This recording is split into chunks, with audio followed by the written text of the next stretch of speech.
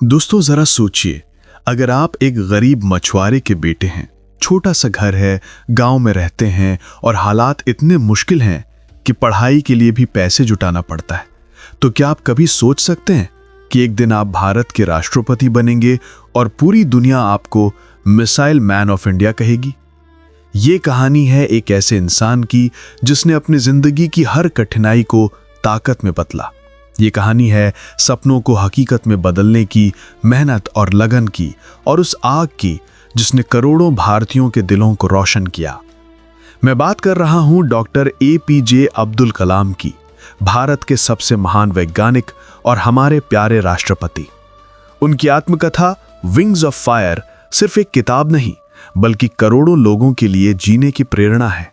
तो आइए आज हम इस किताब की पूरी समरी सुनते हैं और जानते हैं कि कैसे एक छोटे से शहर का साधारण लड़का पूरी दुनिया के लिए इंस्पिरेशन बन गया।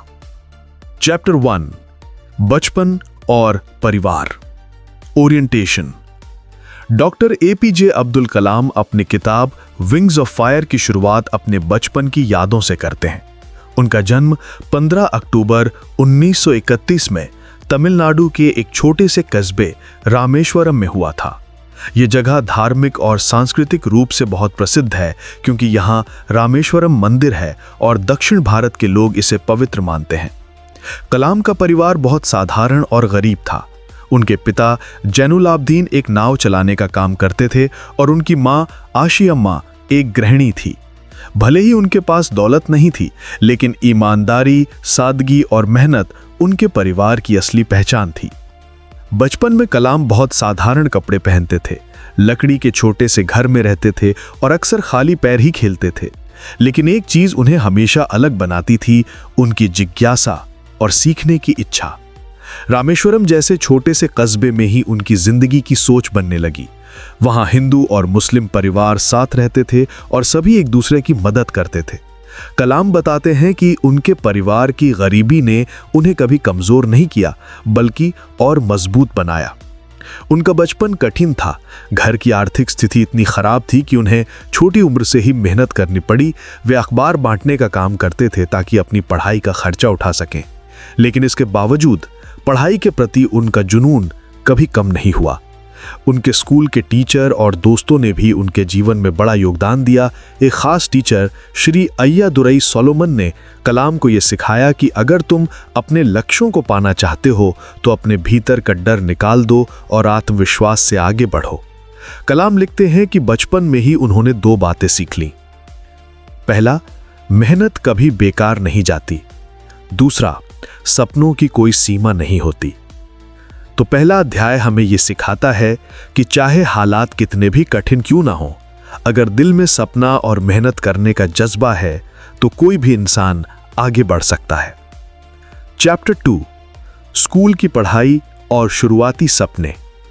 अब्दुल कलाम बताते हैं कि उनका बचपन एक साधारण लेकिन अनुशासित माहौल में बीता। बचपन से ही उनमें सीखने और समझने की गहरी इच्छा थी। रामेश्वरम का वातावरण धार्मिक और सांस्कृतिक था। वहां हिंदू और मुस्लिम दोनों समुदाय साथ रहते थे। कलाम कहते हैं कि बचपन में उन्होंने ये महसूस किया कि धर्म इंसानों को जोड़ने के लिए है, बांटने के लिए नहीं। उनके घर में भले ही मुस्लिम परंपराएं निभाई जाती थीं, लेकिन वे मंदिर जाने वाले हिंदू दोस्तों के साथ भी बड़े खुलेपन से रहते थे। उनकी शुरुआती शिक्षा रामेश्वरम के प्राथमिक स्कूल में हुई। स्कूल में वे साधारण विद्यार्थी थे, लेकिन विज्ञान और गणित के प्रति उनका झुकाव बहुत ज्यादा था। वे अक्सर आसमान की ओर देखते रहते और पक्षियों की उड़ान से मंत्रमुग्ध हो जाते। यहीं से उनके मन में पहली बार उड़ने का सपना जागा। कलाम के कुछ ऐसे शिक्षक थे जिन्होंने उनके जीवन की दिशा बदल दी। श्री अय्यादुरई सोलोमन, उन्होंने कलाम को आत्मविश्वास का महत्व सिखाया। श्री शिव सुब्रमण्यम अय्यर, वे उनके विज्ञान के शिक्षक थे। उन्होंने कलाम को प्रयोगों के जरिए समझाया कि विज्ञान केवल किताबों तक सीमित नहीं है, बल्कि ये अनुभव और खोज का विषय है। बचपन में कलाम अखबार बांटने का काम करते थे। सुबह 4 बजे उठकर अखबार बांटना और फिर स्कूल जाना, ये उनका रोज का रूटीन था। ये अनुभव उन्हें अनुशासन और समय प्रबंधन सिखाता रहा। कलाम का कहना है कि गरीबी मेरे सपनों के रास्ते में कभी बाधा नहीं बनी, बल्कि उसने मुझे और मजबूत बनाया। उनके घर में हमेशा सादगी और आध्यात्मिकता का माहौल रहता था। पिता उन्हें यह सिखाते थे कि हर मुश्किल का सामना धैर्य और ईमानदारी से करो। माँ उन्हें हमेशा प्रार्थना और दुआओं की ताकत पर विश्वास करना सिखाती थीं। इस अध्याय से हमें यह शिक्षा मिलती है कि इंसान का सपना उसकी परिस्थितियों से बड़ा होता है। अच्छे शिक्षक जीवन की दिशा बदल सकते हैं। गरीबी या कठिनाई केवल मन को मजबूत बनाने के लिए होती है। चैप्टर 3, विश्वविद्यालय की पढ़ाई और शुरुआती संघर्ष। स्कूल की पढ़ाई पूरी करने के बाद अब्दुल कलाम का सपना और बड़ा हो चुका था। वे केवल पढ़ाई तक सीमित नहीं रहना चाहते थे, बल्कि कुछ ऐसा करना चाहते थे जिससे वो आसमान में उड़ने वाले पक्षियों की तरह भारत का नाम ऊंचा कर सके। रामेश्वरम जैसे छोटे कस्बे से निकलकर उन्होंने सेंट जोसेफ कॉलेज तिरुचिरापल्ली में दाखिला लिया। वहां उन्होंने भौतिक विज्ञान यानी फिजिक्स में स्नातक किया। शुरू में पढ़ाई में कठिनाई आती थी, लेकिन उनका सपना इतना मजबूत था कि वे कभी हार नहीं मानते थे। संघर्ष और सीख। कॉलेज के दिनों में उनकी आर्थिक स्थिति कमजोर थी। वे बेहद साधारण जीवन जीते थे, लेकिन उन्होंने कभी शिकायत नहीं की, बल्कि कठिनाइयों को ही अपनी ताकत बना लिया। वे हमेशा कहते थे, यदि आपके पास संसाधन कम है तो अपने सपनों की ताकत बढ़ाइए। कॉलेज में रहते हुए वे हमेशा विज्ञान की गहराई को समझने की कोशिश करते। एरोनॉटिकल इंजीनियरिंग का सफर। स्नातक के बाद उनका सपना और स्पष्ट हो गया। वे केवल पढ़ाई तक सीमित नहीं रहना चाहते थे, बल्कि एरोनॉटिकल इंजीनियरिंग करना चाहते थे।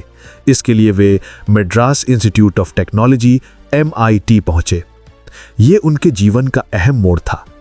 MIT में दाखिला लेना उनके परिवार के लिए आसान नहीं था। फीस बहुत ज़्यादा थी, लेकिन उनकी बड़ी बहन और जीजाजी ने अपने गहने बेचकर कलाम की पढ़ाई पूरी कराने में मदद की। ये बलिदान कलाम कभी भूल नहीं पाए। MIT के दिन। MIT में उन्हें पहली बार विमान और यांत्रिकी से जुड़े प्रयोगों का गहराई से अध्ययन करने का मौका मिला। यहाँ उन्होंने विमान डिजाइन करना, मॉडल बनाना और उसे उड़ाने की प्रक्रिया सीखी। एक बार उनके प्रोफेसर ने उन्हें चेतावनी दी कि अगर उन्होंने समय पर प्रोजेक्ट पूरा नहीं किया तो उनकी छात्रवृत्ति छिन जाएगी।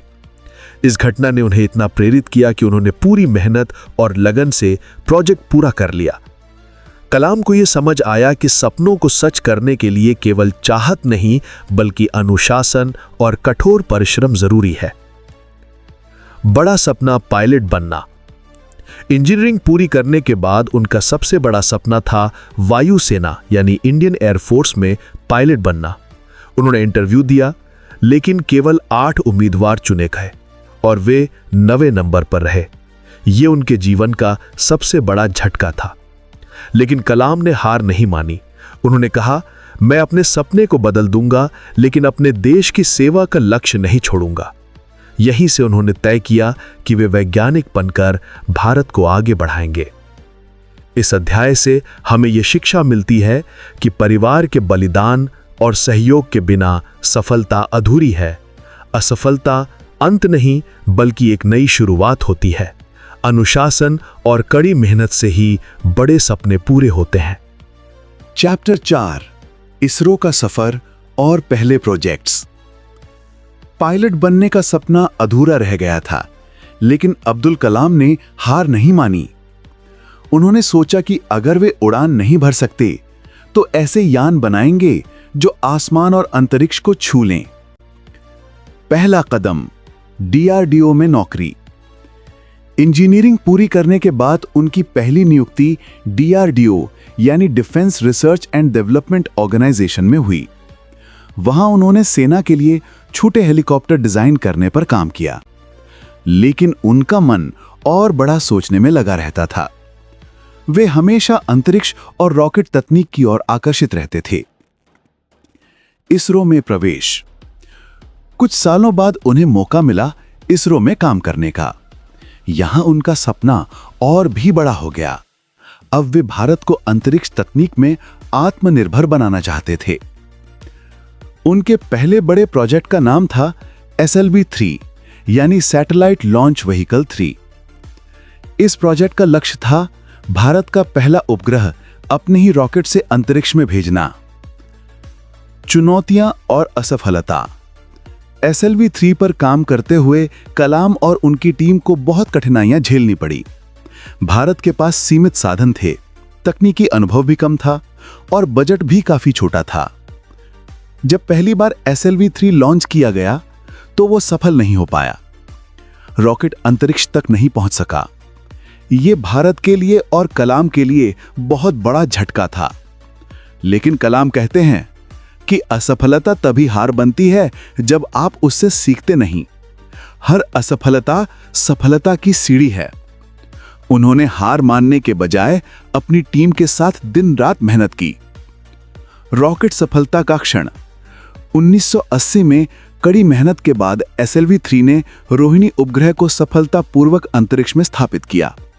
यह भारत की अंतरिक्ष यात्रा का पहला सफल कदम था। अब भारत उन देशों में शामिल हो गया जिनके पास खुद का सैटेलाइट लॉन्च करने की क्षमता थी।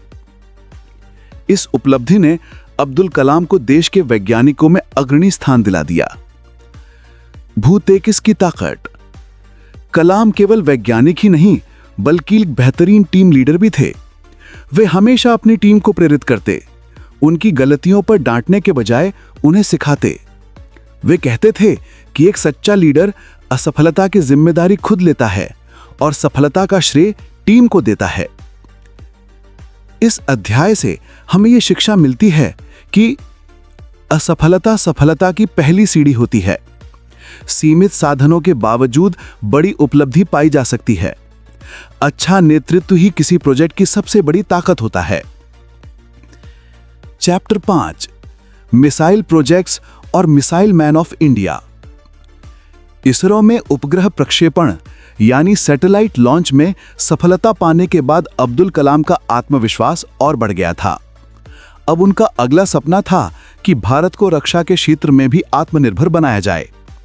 रक्षा यानी डिफेंस। रक्षा में वापसी और मिसाइल प्रोग्राम। सरकार ने 1980 के दशक में integrated guided missile development programme यानी IGMDP शुरू किया। इस प्रोग्राम का मकसद था भारत के पास अपनी खुद की आधुनिक मिसाइलें हों। कलाम को इस प्रोजेक्ट का प्रमुख बनाया गया। इस मिशन के तहत 5 बड़ी मिसाइलों का विकास होना था। पहला पृथ्वी सतह से सतह पर मार करने वाली मिसाइल। दूसरा आकाश सतह से हवा में मार करने वाली मिसाइल। तीसरा त्रिशूल छोटी दूरी की रक्षा मिसाइल। चौथा नाग टैंक भेदी मिसाइल। पांचवा अग्नि लंबी दूरी की बैलिस्टिक मिसाइल। चुनौतियां। यह काम बेहद कठिन था क्योंकि भारत के पास उस समय तकनीक, अनुभव और संसाधनों की कमी थी। कई देश भारत को तकनीक देने को तैयार नहीं थे, लेकिन कलाम और उनकी टीम ने हार नहीं मानी। उन्होंने देशी तकनीक से ही नए नए प्रयोग किए और आगे बढ़ते गए। पहला बड़ा कदम पृथ्वी। सबसे पहले पृथ्वी मिसाइल बनाई गई। जब इसका सफल परीक्षण हुआ तो यह भारत की रक्षा व्यवस्था के लिए ऐतिहासिक पल था। अब भारत किसी भी दुश्मन को जवाब देने की क्षमता रखता था। अग्नि का उदय। इसके बाद सबसे बड़ी उपलब्धि थी अग्नि मिसाइल का सफल परीक्षण। यह लंबी दूरी तक मार करने वाली मिसाइल थी। इस सफलता ने भारत को दुनिया के उन चुनिंदा देशों में शामिल कर दिया जिनके पास अपनी बैलिस्टिक मिसाइल तकनीक थी। Missile man of India. इन सफलताओं के बाद अब्दुल कलाम को पूरे देश में मिसाइल मैन ऑफ इंडिया कहा जाने लगा। उनकी मेहनत, नेतृत्व और विजन की वजह से भारत ने रक्षा क्षेत्र में बड़ी छलांग लगाई। नेतृत्व की शैली। कलाम की सबसे बड़ी खासियत थी उनका नेतृत्व करने का तरीका। वे हमेशा कहते थे कि सफलता मेरी है, सफलता मेरी टीम की है। वे वैज्ञानिकों के साथ कंधे से कंधा मिलाकर काम करते थे। उनकी सादगी और ईमानदारी से हर कोई प्रभावित होता था।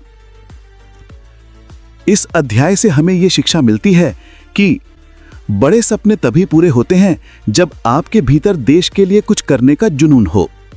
कठिनाइयां और रुकावटें सफलता की राह रोक नहीं सकती। सच्चा लीडर वही है जो टीम को आगे रखे और खुद पीछे खड़ा हो। चैप्टर 6 भारत के लिए विजन और राष्ट्रपति पद तक का सफर। मिसाइल प्रोजेक्ट्स की सफलता के बाद अब्दुल कलाम पूरे भारत में युवाओं के आदर्श बन गए थे। लोग उन्हें सिर्फ वैज्ञानिक ही नहीं बल्कि एक सच्चा देशभक्त और विजनरी मानने लगे थे। भारत 2020 का सपना। कलाम का मानना था कि भारत के पास इतनी क्षमता है कि वो एक विकसित देश बन सकता है।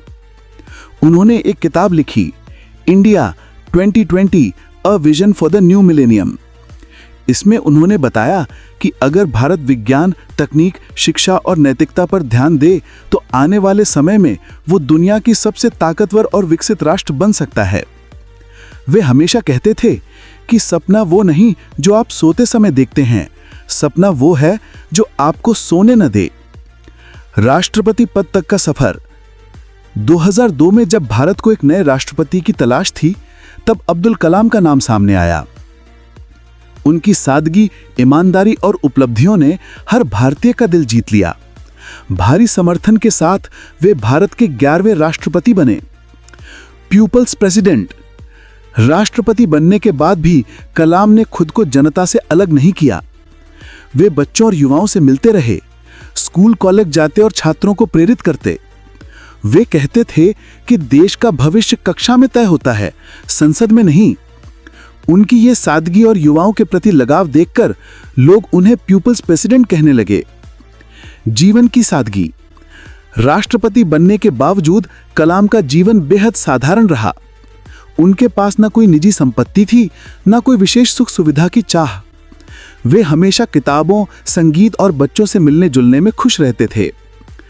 अंत तक समर्पण। 27 जुलाई 2015 को जब वे IIM शिलोंग में छात्रों को लेक्चर दे रहे थे, तभी मंच पर ही उनका निधन हो गया। ये इस बात का प्रतीक था कि वे अंतिम सांस तक युवाओं को प्रेरित करने और देश के लिए जीने में लगे रहे। इस अध्याय से हमें यह शिक्षा मिलती है कि सच्ची सफलता वो है जो दूसरों के जीवन को रोशनी दे। नेता वो है जो पद से नहीं बल्कि अपने कर्म और विचारों से लोगों के दिलों में जगह बनाए। सपनों को सच करने के लिए समर्पण और मेहनत जरूरी है। भारत रत्न तक एक साधारण इंसान की कहानी। डॉक्टर APJ अब्दुल कलाम की कहानी हमें यह सिखाती है कि गरीबी, कठिनाइयां और असफलताएं कभी भी किसी इंसान को रोक नहीं सकती, अगर उसके पास सपने देखने की हिम्मत और मेहनत करने का जुनून हो। रामेश्वरम का एक साधारण लड़का जो अखबार बांटकर अपनी पढ़ाई का खर्च उठाता था, वही लड़का बाद में भारत का मिसाइल मैन बना और अंत तक भारत का राष्ट्रपति भी बना। उनकी जिंदगी का हर अध्याय हमें यही संदेश देता है कि सपने देखो, लेकिन उन सपनों को पूरा करने के लिए मेहनत करो। असफलता से डरो मत, बल्कि उसे सीखने का अवसर मानो। सादगी और ईमानदारी से जीना ही सबसे बड़ी ताकत है। डॉक्टर कलाम कहते थे कि अगर आप सूरज की तरह चमकना चाहते हैं तो पहले सूरज की तरह जलना सीखिए। उनकी पूरी जीवन यात्रा एक ऐसी रोशनी है जो हमें यह दिखाती है कि हर इंसान अपने सपनों को हकीकत में बदल सकता है। यही कारण है कि आज भी लाखों युवा उन्हें अपने आदर्श मानते हैं। उनकी किताब विंग्स ऑफ फायर केवल एक आत्मकथा नहीं बल्कि एक जीवन दर्शन है जो हमें उठने, जागने और अपने लक्ष्य की ओर बढ़ने की प्रेरणा देती है। निष्कर्ष में अब्दुल कलाम हमें यह सिखाते हैं कि बड़ा सपना देखो, मेहनत और अनुशासन से उसे पूरा करो और हमेशा अपने देश और इंसानियत के लिए जियो।